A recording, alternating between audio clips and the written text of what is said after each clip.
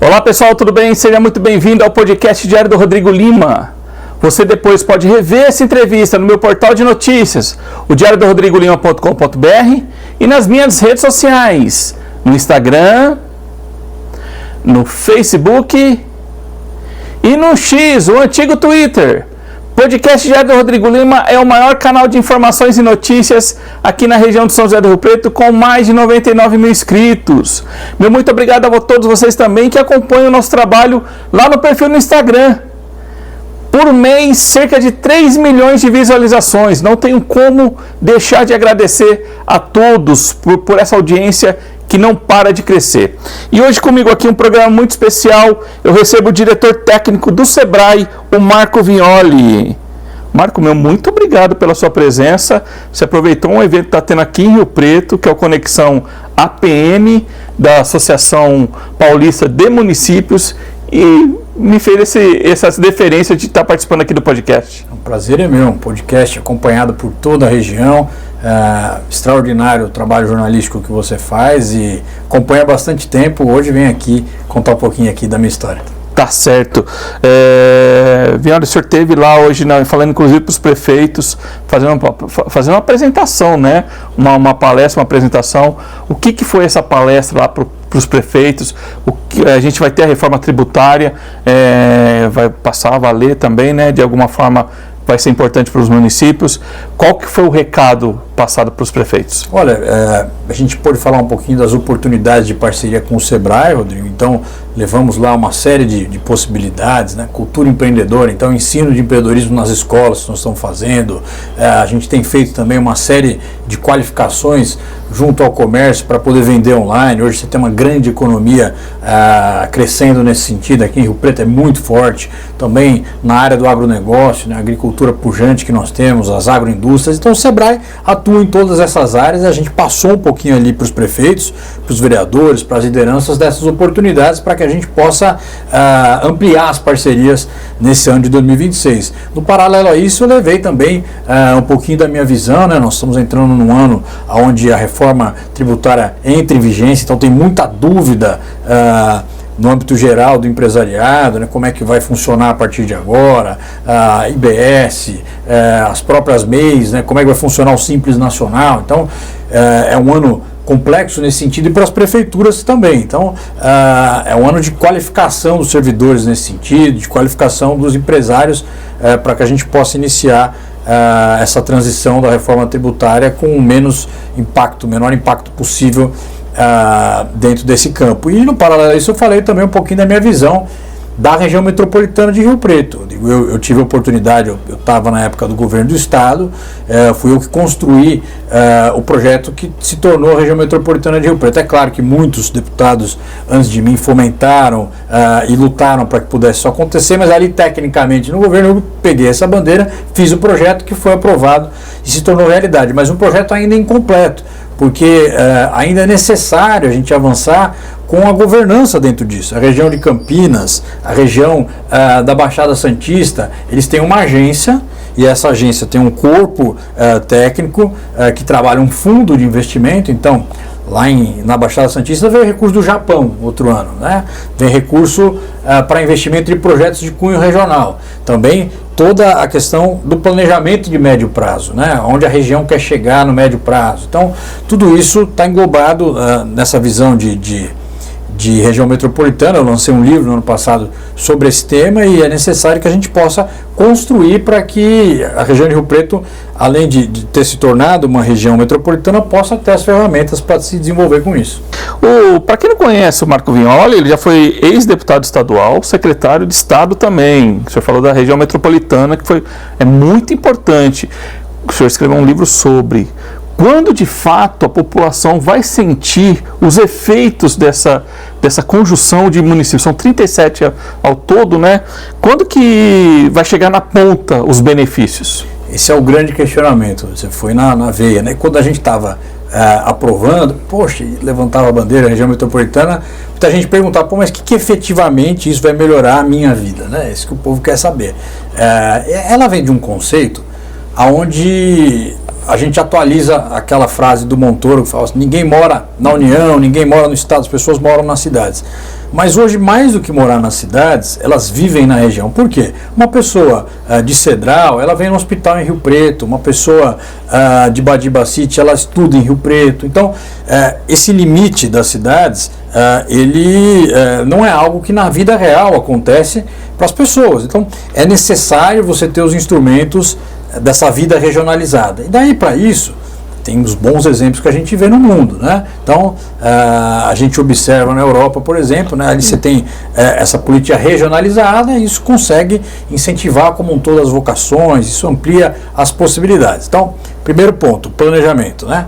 Se a gente não sabe onde a gente quer chegar daqui 30 anos, é muito provável, né, que a gente não seja bem sucedido na amplificação dessas vocações, que a gente não sabe como é que a gente vai chegar ali na frente. Então o planejamento é fundamental e nós não temos. Um planejamento de médio prazo, né, onde uma cidade ela não compete com a outra, ela se completa com a outra. Cada uma tem sua potencialidade. Não adianta a gente... querer uma cidade, toda cidade tem que ter um distrito industrial, não é assim que funciona. Então, esse planejamento é fundamental e isso vai mudar a vida das pessoas no médio prazo, né? Fora isso... Respeitando as vocações de cada um.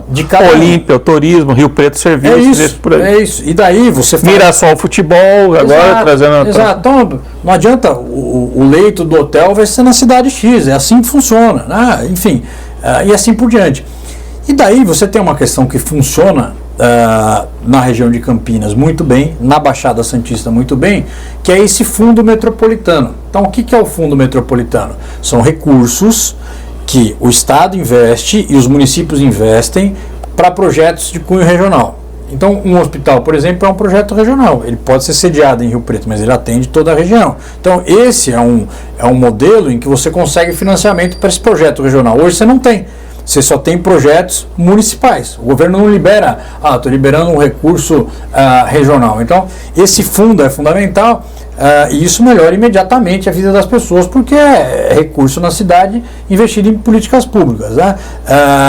É fato que nós vivemos um período onde é difícil você criar grandes estruturas de cargos, né? Isso não é o modelo que a administração pública moderna tem implementado. Agora, você pode ter uma agência centralizada que tem um espaço para todas as regiões. Então lá tem o Corpo de Rio Preto, o Corpo de Ribeirão. É isso que eu defendo. Eu cheguei a enviar um projeto para a Assembleia Legislativa com essa proposta, de uma agência única, com fundos regionais, com a retomada dos conselhos de participação, né? Então, o parlamento regional, enfim, todo esse modelo. Então, é esse modelo que eu defendo e que eu entendo que, sendo esse modelo ou sendo outro modelo, o fundamental é Rio Preto sair de uma região metropolitana que hoje é por direito, mas que não tem as ferramentas para se desenvolver. Sim. Indo um pouquinho para o lado do Sebrae, o Sebrae hoje é visto como um apoio técnico importante. Mas qual que é o papel estratégico e político do Sebrae para garantir o desenvolvimento econômico? Porque é fundamental, eu entendo que hoje o Sebrae salvou muita gente de um período pós-pandemia que se não for o Sebrae, a gente vê relatos, tem história, né, das pessoas falando. Sem dúvida. Como é que você avalia essa questão? Olha, se São Paulo fosse um país, nós seríamos o segundo país mais empreendedor do mundo. Então, a proporção de empresas versus população aqui é muito grande. Qual que é a grande problemática e daí qual que é a grande missão do Sebrae hoje, a tarefa do Sebrae hoje? É a gente fazer com que essas empresas que abrem sobreviverem. Por quê? 62% das empresas que abrem quebram antes dos 5 anos. Então, a taxa enorme de mortalidade. Então, nós não precisamos fomentar a abertura de novas empresas, né? Como muita gente acha que seria o nosso papel. O nosso papel é para a gente qualificar quem quer abrir a sua empresa, ou quem tem a sua empresa, né? Plano de negócios, eu costumo dizer, né? A pessoa ela sabe cozinhar. Poxa, eu vou abrir um restaurante que eu vou arrebentar. Não é assim. É importante você saber cozinhar para abrir um restaurante, mas mais importante é fluxo de caixa, é saber da sua concorrência, é saber o imposto que você vai pagar, onde é que você está entrando. Então, a desinformação ela é responsável por a maior parte desses 62% que quebram antes dos 5 anos. Então, esse é o papel do Sebrae, levar a informação, levar essa qualificação em vários níveis para aquele que empreende ou aquele que quer empreender, para que a gente não tenha um problema social ainda maior no país, porque a gente sabe, né, o cara que empreende, que quebra no Brasil, tem uma dificuldade imensa de se reerguer. Nome sujo, depois difícil para limpar, não consegue mais crédito. A gente costuma dizer, o Brasil empresta dinheiro para quem não precisa, quem precisa não consegue no banco. Então essa é a realidade e é essa a missão principal do Sebrae. Ô Marco, em relação às pessoas que têm um pé atrás de buscar ajuda, é teimosia, às vezes, de dar murro em ponta de faca, né? O que você pode falar para essas pessoas que estão assistindo a gente, que tem um negócio que está patinando, por teimosia, não vai dar certo. E tem uma responsabilidade grande porque gera empregos, sem dúvida, está na ponta ali, gera renda para diversas famílias. Onde que o Sebrae pode ajudar? E tem algum custo? Porque a muita dúvida é essa também, né? Será que tem um custo? Sem dúvida. O que você pode levar de mensagem para esse empresário? Que esse vai ser um ano, esse ano vai ser um país que tem 11 feriados estendidos, né? Nós teremos Copa do Mundo, depois teremos eleição. Você comentou também hoje sobre isso lá no evento, no Conexão APM, que vai ser um ano desafiador, acima de tudo, né? Poxa, o ano é isso, 11 feriados, Copa do Mundo. No meio, né? Só no meio. No meio, Copa do Mundo. Daí nós temos a eleição pegando fogo, a reforma tributária entrando. É um ano desafiador, sem dúvida. Todos os anos aqui no Brasil são desafiadores, mas esse ano especificamente é apertado, né? É um ponto importante, porque primeiro você tem uma turma que, muito impulsionada pelos heróis da internet, o cara ficou milionário tendo uma ideia do dia para a noite, e aqui no Brasil não é o estudo, não é a dedicação, não é a qualificação. Aqui no Brasil nós somos a terra dos gênios, né? Que uma pessoa tem uma belíssima ideia. Então, um pouco disso, da pessoa achar que, olha, é assim, eu vou por mim, né? Vou caminhando com as minhas próprias pernas, eu tenho essa vocação, talento, e vai dar tudo certo. Para uma parcela dá certo, mas para a grande maioria não, né? Essa é a realidade. Nada substitui o preparo, né? A qualificação, é muito mais difícil assim. A segunda questão, você tocou muito bem, é a pessoa fala, eu não vou procurar o Sebrae, porque eu estou aqui na minha empresa, tem isso aqui que eu não faço muito certo, entendeu? Eu tenho receio de ter apoio do Sebrae, que ele olha e fala, ali o sistema é esse. E, na verdade, o Sebrae vai ajudar essa pessoa. Não é um órgão fiscalizador do Sebrae. Não é. Né? Então, assim, o cara está informal. Estou dando um exemplo. O cara está informal. Nós vamos ajudar ele a formalizar. O Sebrae não vai fiscalizar. Não vai denunciar para a Receita Federal. O pessoal então, tem muita gente que tem receio de botar o Sebrae para dentro. Exatamente. Uma consultoria. Caça às bruxas. Deu-lhe livre, não vou fazer. Não é esse o nosso papel, nós vamos ajudar, enfim, e apoiar naquilo que for necessário, mas jamais fazer qualquer tipo de questão contrária. E a outra é isso, né? O Sebrae, ele é do Sistema S, então ele vive com recursos que as empresas pagam na sua contribuição, então ele tem as suas ferramentas gratuitas. Nós temos produtos que são cobrados, mas esses produtos cobrados, eles são para as grandes empresas. Então a grande empresa que quer o Sebrae, a gente cobra, o pequeno não. Então o pequeno, o médio e o microempreendedor, os produtos do Sebrae são gratuitos, salvo um ou outro que possa ter lá uma outra majoração, mas a imensa maioria dos produtos são gratuitos e ficam disponíveis na internet, presencial, por WhatsApp, pombo correio, as mais diversas formas. Sim. O pequeno empreendedor ainda é coadjuvante no Brasil? E quem são os grandes protagonistas, na opinião do senhor? Olha, em termos de geração de emprego, mais de 70% dos empregos do país vem das pequenas empresas, né? A gente vive um processo onde cada vez mais as MEIs crescem, né? E eu acho que tem crescido também esse protagonismo, né? Muita gente chama de pejotização, né? Então você entrava num salão de beleza, eram todas funcionários. Hoje são vários PJs trabalhando no mesmo espaço. é uma outra realidade, né? A última reforma trabalhista ela deu outras oportunidades quanto a isso, então você tem um novo modelo de mercado. O brasileiro em si, ele busca a sua autonomia. O sonho de grande parte dos brasileiros é ter a sua empresa. Porque o cara, o que acontece? Ele trabalha em 2, 3 empregos muitas vezes, o cara está empregado, mas aquilo não dá conta de realizar os sonhos dele, o cara recebe, mas é o que dá para viver, está sempre endividado. Então, o sonho é ter a sua própria empresa, autonomia, trabalhar para ele mesmo e conseguir com isso ter o seu ganha-pão. Dessa forma, os pequenos são protagonistas. Agora, em números de economia, em números em valores absolutos, não. Os grandes, eles monopolizam muito, né? A gente tem grandes corporações no Brasil, nos mais diversos ramos, né?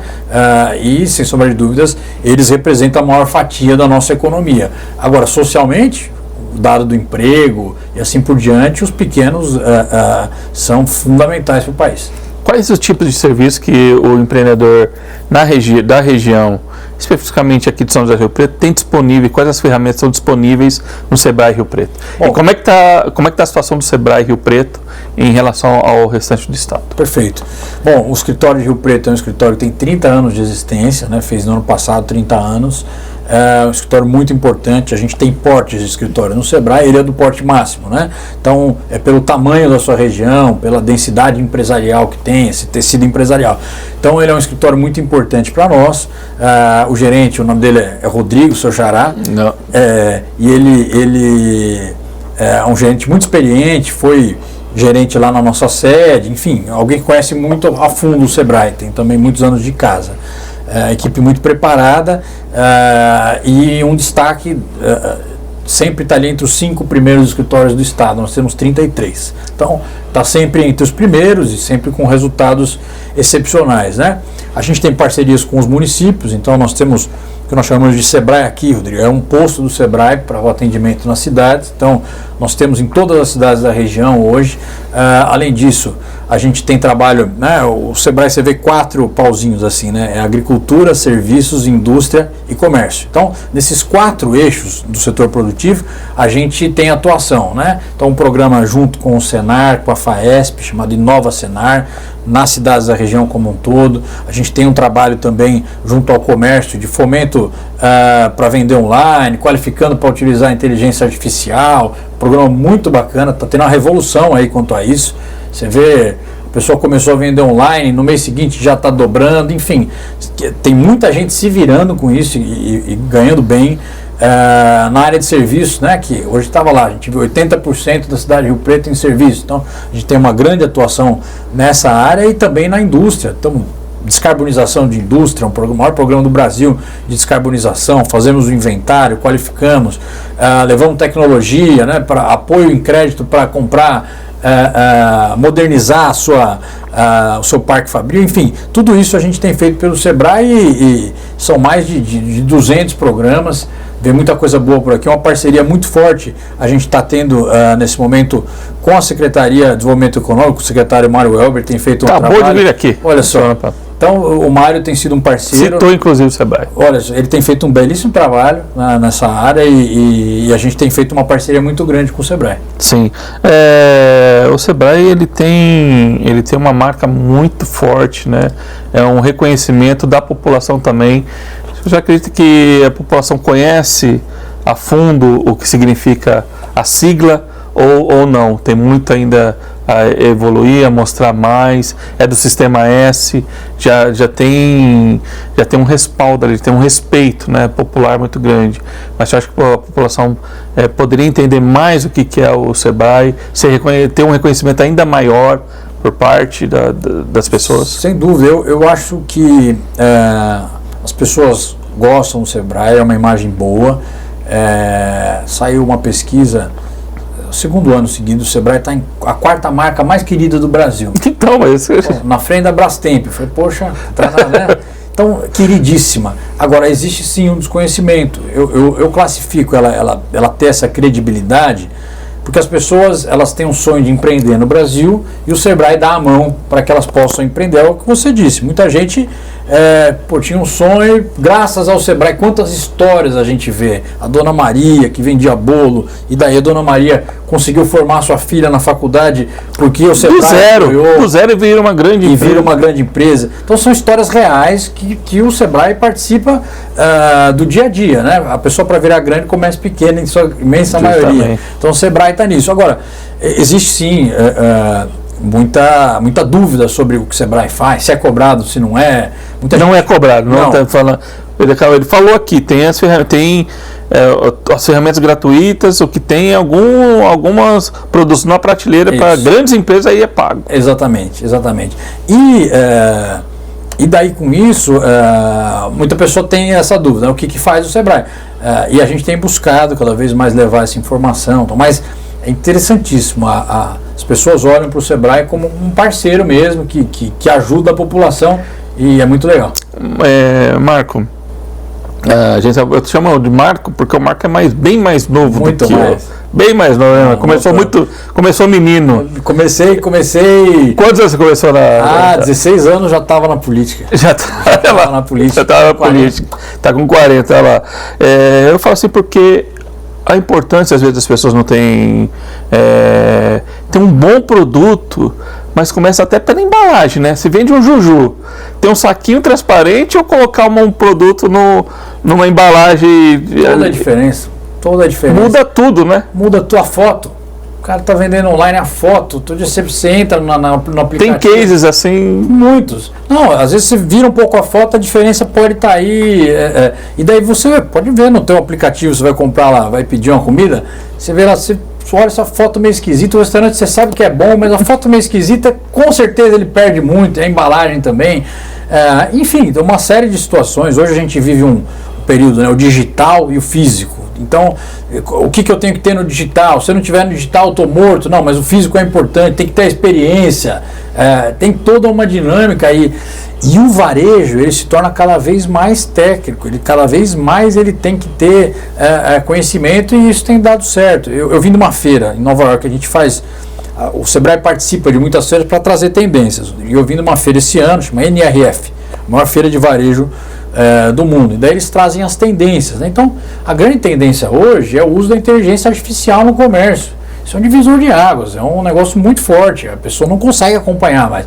É óbvio que isso ainda leva um tempo até chegar. O que, por exemplo, tem um exemplo para a pessoa? O Google lançou agora, ele lançou lá na feira, onde você está ali no Gemini, daí você escreve assim, por exemplo, camisa azul, gosto de camisa azul, queria uma sugestão. Daí vai vir uma sugestão da camisa azul. Então, daí ele já provoca você, ele chama Agentic, é um conceito de ter um agente que vai te ajudar com a inteligência artificial. Então ele vai dizer, Rodrigo, uma camisa que fica bem para você é uma camisa desse modelo. O consultor da Leves pode falar com você agora para te oferecer uma camisa dessa? Então lead. Lead ali no sistema, na ferramenta. Então as coisas vão se conectando, elas vão cada vez. Então ele vai encurtar caminhos. Você percebe que com uma coisa dessa é mais raro, pessoal? Mesmo porque o cara pode mudar assim para aquela camiseta amarela. Exatamente. Se não fizer ali... Então é isso, é o relacionamento com o cliente, aquela história, né? Poxa, a inteligência artificial identificou que o Rodrigo não pede pizza aqui tem 3 semanas. Então ligue para o Rodrigo e fale para ele, olha, eu estou aqui com uma pizza no forno, marguerita igual que você gosta, estou vendo que você não pede pizza há 30 dias, no domingo à noite te liga e fala isso, ela está prontinha aqui para você, posso mandar? Recebendo uma ligação. Manda, claro, poxa. Se tiver lembrou que eu gosto de marguerita, me ligou no domingo à noite, eu estou aqui, poxa, gosto dessa pizzaria, vou comprar. Então, cada vez mais, né, você vai tendo ferramentas para isso e que no mundo do varejo elas agregam muito. Sim, bacana. Marco, queria entrar com você agora numa questão que você não gosta muito, que é política. Você já foi presidente estadual do PSDB, no tempo áureo do PSDB, do que governou o estado quase 3 décadas. O que aconteceu com o PSDB? Qual que é a realidade hoje do partido? Quem que é o dirigente estadual do partido?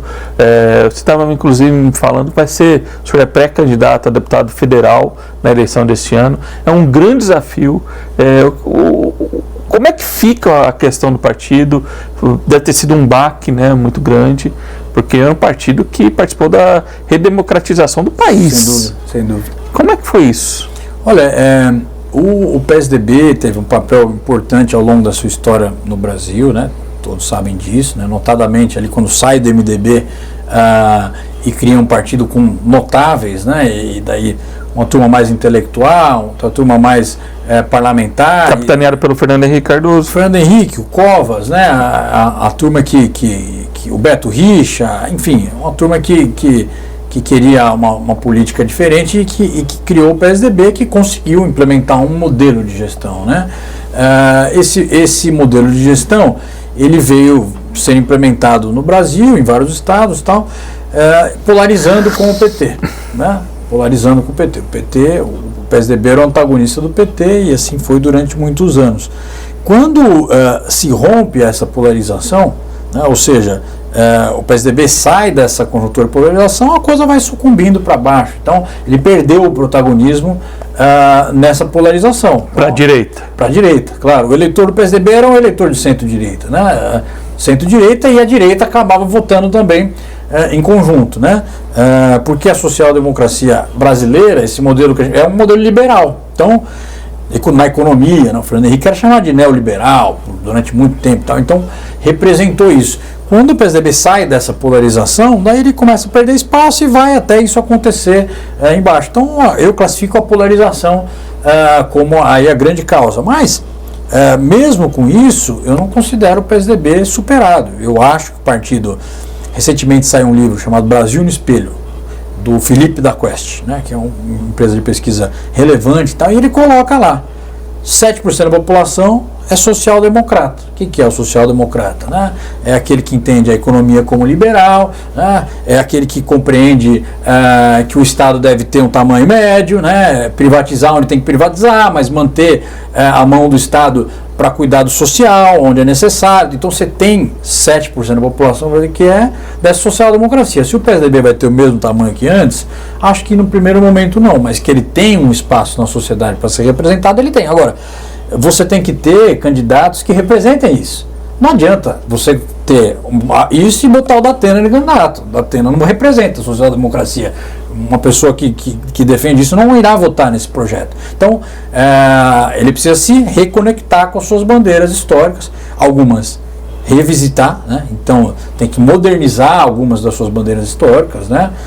Tem gente no partido que defende o parlamentarismo, eu acho que está superado, eu gostaria, acho que legal, poderia ser, mas não acho que hoje esse é um debate que o Brasil precisa ter, né? Muito, me parece, ouvindo assim, de pronto, muito década de 80. Né? Exatamente, é um outro período. Enfim, é um outro modelo, tal. Não é, essa era a bandeira histórica do PSDB. Lembra que teve o plebiscito, perdeu o parlamentarismo, todos defenderam. Agora, se perdeu lá, imagina se colocasse aqui agora. Exatamente, gigantesco ia perder, né? Enfim, mas tem outras bandeiras importantes, né? Acho que o PSDB tem bons gestores históricos, né? Hoje o presidente do partido é o Paulo Serra. O Paulo Serra foi prefeito de Santo André, foi um bom gestor. Ficou 8 anos, elegeu o sucessor, a esposa é deputada estadual. O Paulo tem um protagonismo interessante, né? Eu sou vice-presidente do partido, e daí nós temos algumas figuras ainda no estado, enfim, e reorganizando o partido de maneira geral. Eu acho que o partido deve seguir aqui com o Tarcísio em São Paulo, né? Acho que é um modelo de gestão próxima ao que o PSDB teve. Eu tive com o Tarcísio no segundo turno da eleição, né? Apoiei o Rodrigo Garcia, claro, no primeiro turno, fiz parte da organização da campanha e daí no segundo turno junto com o Rodrigo, com o Tarcísio. Eu tive com ele na sequência, assim, e ele foi de uma nobreza, assim, olha, acredito que vocês têm um legado importante para o Estado, nós vamos levar em frente aquelas políticas que a gente acha que foram bem concebidas, e assim ele fez. E assim seguiu. Então, eu acho que nós temos que seguir com esse projeto, essa é a minha visão, apoiando o Tarcísio, e daí verificar se a gente tem condição de compor chapa, né? O Paulo é alguém que poderia compor, como é que nós vamos fazer isso, e daí...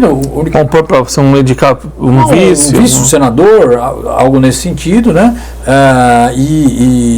O partido está em reconstrução. E o partido em reconstrução, é isso. E a gente começar de novo a remontar. Agora, você tendo no partido, por exemplo, 2 deputados federais de São Paulo, você já começa a ter de novo uma cara. Você já começa Hoje a bancada tem a bancada do partido. Nós temos uma boa bancada. O problema é que essa bancada... Quantos deputados? Ela está meio de saída, assim. Então, nós ficamos com... Hoje são 2 federais, eram 3, o Carlão Sampaio saiu, hoje é o Paulo Alexandre Barbosa e o Vitor Lippe. Alexandre Barbosa. Que os 2 não devem ficar pelo que a gente tem, né, observado. E dos deputados estaduais também grande parte deve sair. Então, o Carlão Pignatar deve... eu não sei quais devem sair, mas vai ter uma reconfiguração, né? Eu acho que quando tiver assentada essa reconfiguração, daí que o partido vai ter condição de crescer. E daí é isso, remonta em Rio Preto, remonta na região como um todo. Aqui em Rio Preto, como é que está com a reconstrução do... Olha, o ex-presidente, o doutor Manuel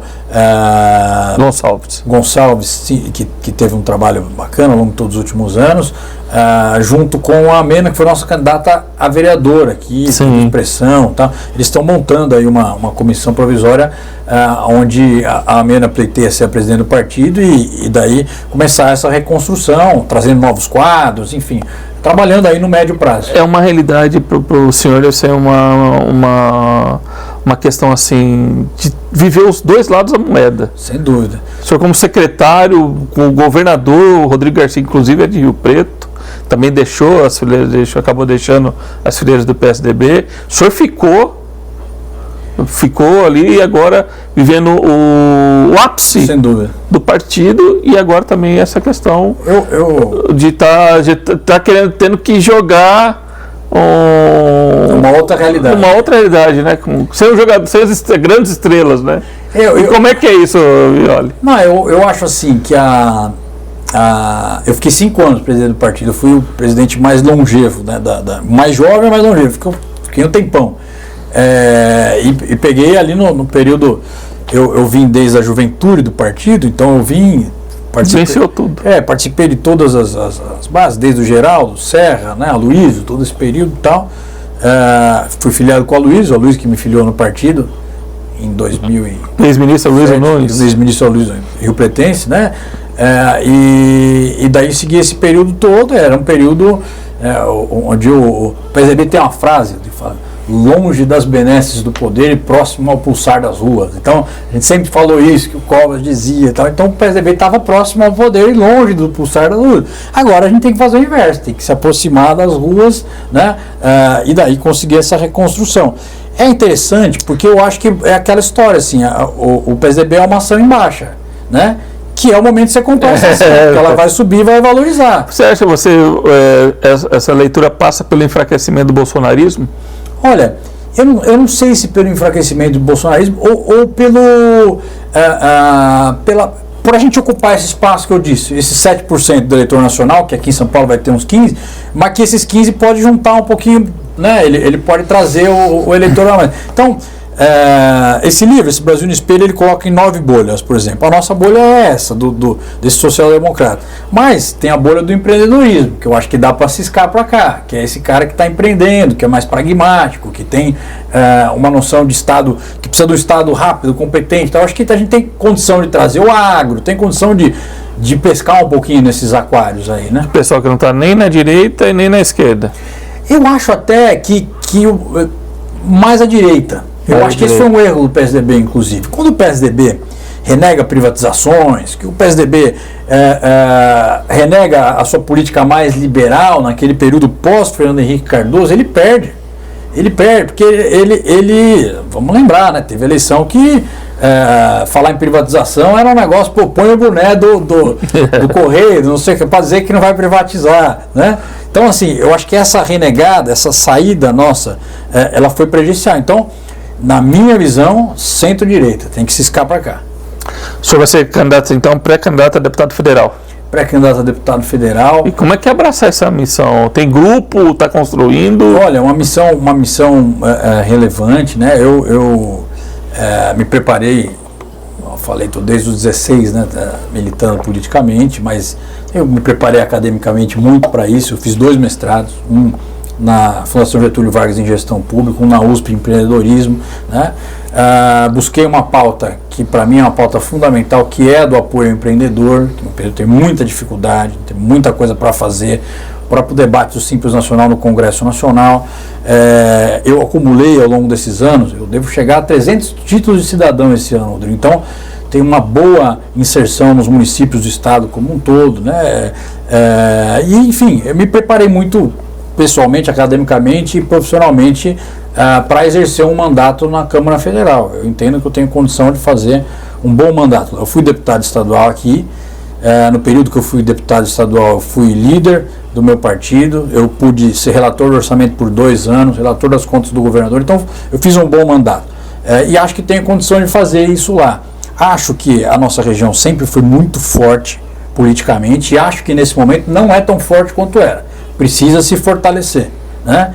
Então eu defendo muito esse voto regional, defendo muito que a gente possa ter essa amplitude de representantes para fazer o que sempre foi a nossa região uma potência política, né? Eu não canso de ouvir, por que Rio Preto cresceu tanto e outro lugar? Por conta da força política, por conta da força política, então nós precisamos ter isso.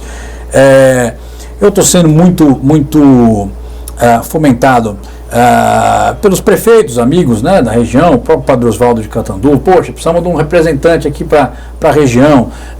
Também esse âmbito geral aí do empreendedorismo ficou sem representante, tinham vários, né, o Bertaioli, que foi para o Tribunal de Contas, representava muito esse campo, então alguns saíram.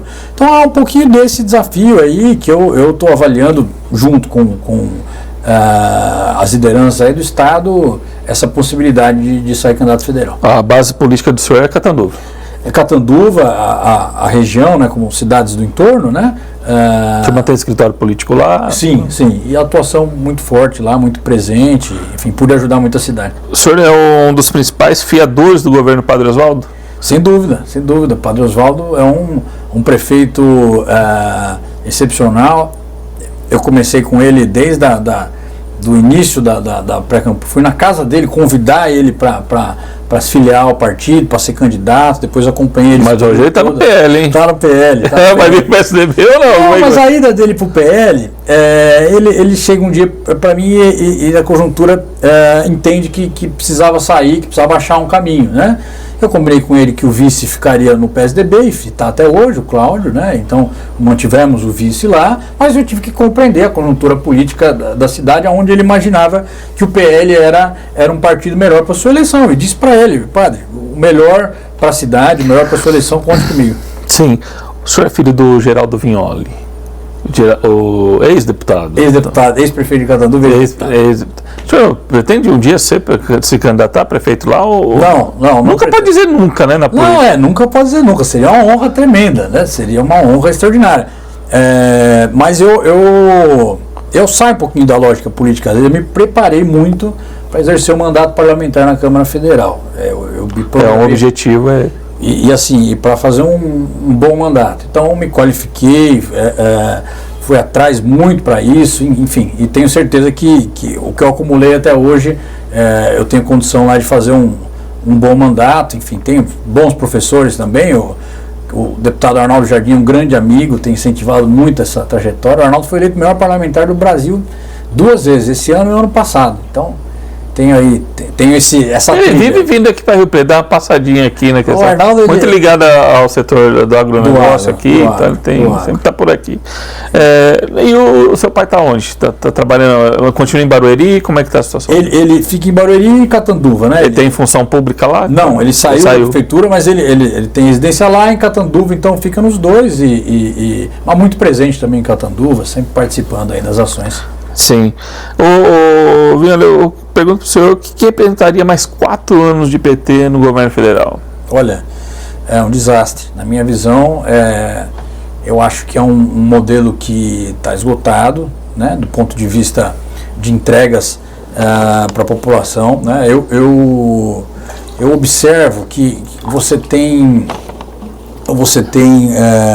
um governo que não dialoga com os municípios, né? Não tem essa presença nas cidades, não tem políticas públicas chegando em apoio aos municípios. É claro, tem as políticas públicas gerais, né? Você tem o SUAS, você tem o SUS, você tem essas políticas que já são políticas de Estado. Agora, eu não vejo projetos de governo, eu vejo um país que capenga na economia, né? É um país que, por mais que faça esforços, ele não consegue deslanchar, um país atravancado na sua infraestrutura, né? Que ainda tem gargalos enormes para serem resolvidos, né? E esses gargalos precisam de uma maior agilidade. Então, na minha visão, ele é um projeto ultrapassado para o país, muito calcado ainda na figura do presidente Lula, né, na sua figura pessoal ainda, né, mas que fora a figura pessoal do presidente Lula, na minha visão, a população de maneira geral compreendeu que o projeto do PT está esgotado para o país. Então nós precisamos superar isso e precisamos trazer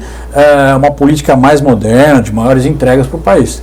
E quem que seria uma alternativa ao PT? Olha, eu acho que o Tarcísio tem tudo para isso. Ele tem um modelo de trabalho que eu acho que casaria muito bem com o governo federal. Então ele é um destravador de pautas, ele gosta dessa questão de conseguir organizar as parcerias público-privadas, né? Ele deu agilidade isso aqui em São Paulo e conseguiu fazer muito bem. Então eu acho que ele traria uma estabilidade que para a economia, né, esse modelo dele seria muito importante e o Brasil deslancharia em vários aspectos. Então, nesse momento, eu acho que o Tarcísio seria aí um grande indicado para isso. Mas ele não está batendo na tecla. Hoje, inclusive, o Kassab, eu tive a oportunidade de conversar com o secretário Gilberto Kassab, ele insiste que o Tarcísio é candidatíssimo à reeleição. Não, é o que ele tem falado. O senhor não acredita nisso? Não, eu disse aqui a minha visão de quem seria o principal, né? Eu acho que ele poderia ocupar sem dúvida esse papel. Agora, se ele vai ser ou não vai, tem informações que fogem aí do meu conhecimento. Enfim, acho que tem, né, o prazo até ali na frente ainda é longo, mas hoje, pelas suas falas, pelo que indica, candidato à reeleição. Mas seria um grande presidente, sem dúvida. Sim, e se não for Tarcísio, tem um outro nome que o senhor pensa aqui? Olha, eu acho que o Tarcísio é o perfil, mas para o Tarcísio nós temos que ver se os governadores que estão despontando, né, quem que pode agregar mais, né, o próprio Flávio, se conseguir ampliar o seu leque. Acho que algumas declarações que ele tem dado são de composição. Enfim, eu acho que ele tem que caminhar até ali na frente para ver quem consegue chegar com maior competitividade ali mais próximo da convenção. E maior competitividade não é só posição na pesquisa, né? Tem uma série de outros aspectos, como agregar partidos, como agregar setores do país, né? Tudo isso tem que ser levado em conta. Mas é por isso que eu bato. Eu acho que o Tarcísio, ele sairia na largada já com essa composição, sabe? Eu vejo, por exemplo, né? Minha interpretação, que o Zema, por exemplo, iria com ele, assim, rapidamente. Acho que o Ratinho iria com ele. Teve declarações do próprio Kassab que se o Tarcísio fosse candidato, iria com ele, né? Então, acho que o Ratinho, imagina que ele já ganha na largada, né?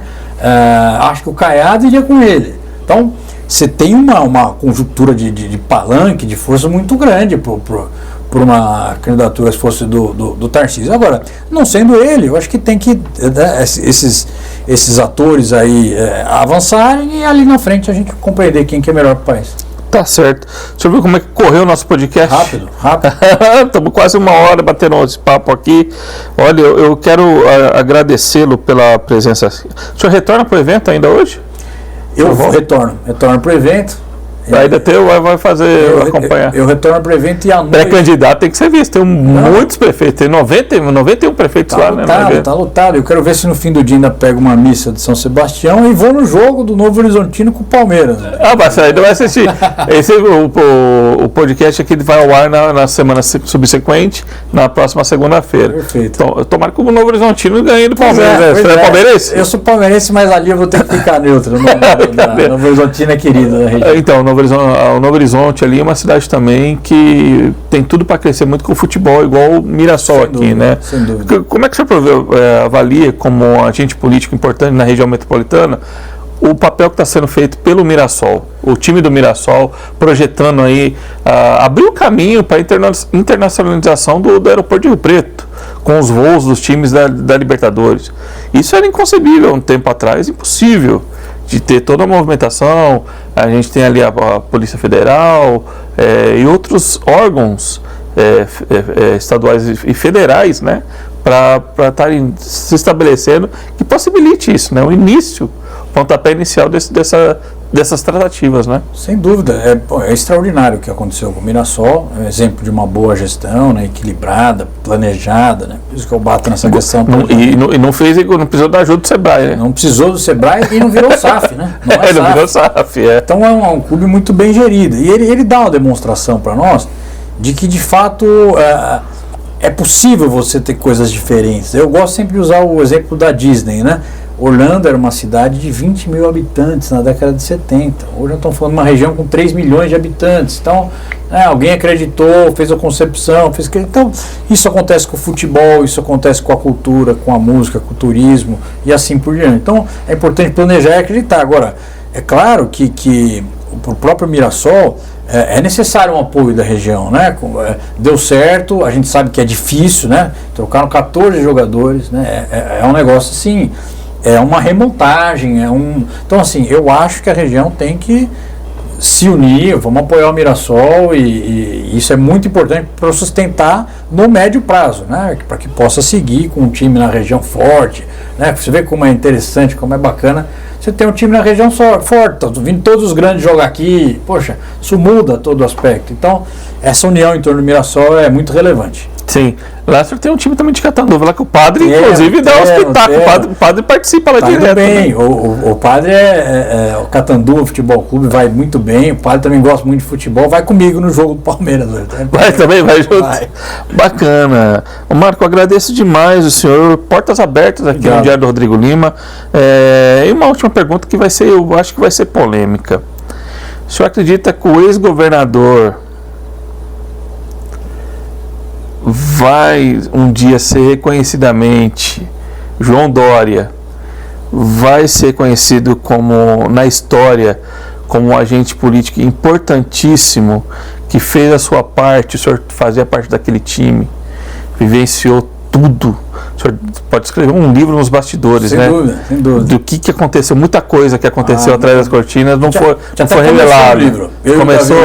Depois não levamos em frente. Então, viu muita coisa. O senhor acha que um dia a história vai, digamos assim, absorvê-lo do que foi colocado em relação ao governador, que, olha, tomou as decisões erradas, precipitadas e pagou o preço, que acabou contaminando, de certa forma, a candidatura do Rodrigo Garcia também, e aí teve toda uma conjuntura que acabou levando nos desdobramentos que a gente está vivendo hoje, né? Sem dúvida. Bom, você citou o Rodrigo e o João, eu vou citar os dois. O Rodrigo, eu aposto muito no futuro político do Rodrigo Garcia, muito. Estão falando que vai vir pré-candidato a governador pelo Progressistas? Eu não sei, eu acredito que o Rodrigo deva ter diversos convites, né?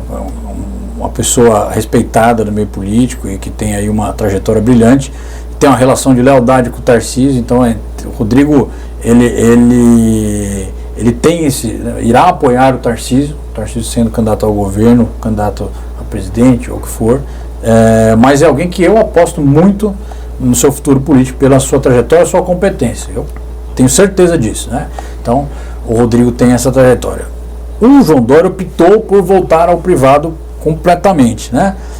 Falar dele, né? Ele ganha a eleição para prefeito de São Paulo, em 2 anos ganha a eleição para governador e teve aí uma ascensão extraordinária, né? Coisa que pouca gente na política fez. Agora foi prefeito de São Paulo e foi governador. Então, uma trajetória extraordinária.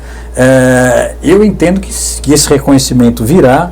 Eu entendo que em uma parcela relevante ele existe, né? O João Dória, ele é reconhecido. Pô, é um bom gestor, né? Eu acredito que no médio prazo isso, na história, ele vai ficar reconhecido como alguém que deu sua contribuição para o Estado. Acho que existiram divergências do campo ideológicas, né? Enfim, acho que existiram divergências também, pandemia, um período muito duro, né? Onde as decisões, elas impactavam muito a vida das pessoas e ali se optou pela questão da saúde o tempo todo, priorizar isso, mas eu entendo dessa forma. Acho que o livro ainda vai sair, eu vou falar com o Davi Wipp para a gente soltar os bastidores, e tem muitos bastidores extraordinários para contar, né? Rapidamente um respirador que chegou aqui era da Turquia E o Turco, que fez o ventilador, ele veio junto, porque precisava dele para... Então, o Turco que salvou São Paulo. Ele ficava ali no Centro Rebouças, em São Paulo, operando os respiradores para que eles pudessem chegar nas cidades do interior e dar certo. Então, vieram os respiradores do Turco. Mas tem muitas dessas interessantes. Então, eu acho que, sem dúvida... Ele colocava o equipamento para funcionar. Ele tinha que calibrar o equipamento. Porque não precisava só vir, quando vieram os estudantes, falou, precisa agora calibrar. Daí veio o Turco pra cá e ficou aqui. E ninguém sabe desse Não sabia da história. É o Turco que salvou São Paulo, um capítulo do livro que eu estava escrevendo lá. Mas tem muitas histórias. E quem que é esse senhor? Voltou, vive hoje na Turquia, normal? Eu não tenho mais notícia dele, mas era o que tinha feito o ventilador lá na Turquia e que fez dar certo. Esse vai ser... É anônimo de São Paulo. Salvou milhares de vidas esse Turco que... Pode estar vivendo milhares de quilômetros daqui. Pode estar. E é isso, ele é uma dessas histórias Mas tem muitas, um período muito... Então, sem dúvida, muitas histórias para contar, e o João Dória tem a sua na história... Você tem mantido contato com ele? Tem uma relação com ele de amizade. De vez em quando fala, cita isso? Sem dúvida. E qual que é o sentimento que ele passa? Fiz a minha parte. O João está completamente na vida privada, né? Está nas empresas dele, está no LID, tocando isso com tranquilidade. Na minha visão, ele tem essa concepção, né, da colaboração que ele deu na história e enfim, da participação dele na política, como foi vitorioso para prefeito de São Paulo, vitorioso para governador. A eleição que disputou ganhou. É isso. Tá certo. Olha, eu agradeço demais a presença do senhor aqui. Obrigado. E volte sempre que puder. Eu que agradeço. Eu sei que a agenda do senhor, a gente tentou fazer algumas vezes. Falou, Rodrigo, não tô aí, tô fora, né? Tô em outra região. Mas deu certo, viu? Mas deu certo. Hoje tudo acontece no seu tempo, né? Eu agradeço demais, viu, Marco? Sucesso na sua empreitada aí, que vai ser vai ser uma guerra, hein? Sem dúvida. Tá preparado para a guerra? Preparado. Tá bom. Vamos lá. E agradeço você que acompanhou aqui o podcast Diário do Rodrigo Lima, com a participação do diretor técnico do SEBRAE, o Marco Vignoli, ele que também é pré-candidato a deputado federal pelo PSDB. Você depois pode rever essa entrevista no meu portal de notícias, o diariodorodrigolima.com.br, e nas minhas redes sociais, no Instagram, no Facebook e no X, o antigo Twitter. Porque você sabe, jornalismo que tem lado. Um abraço e até a próxima, turma!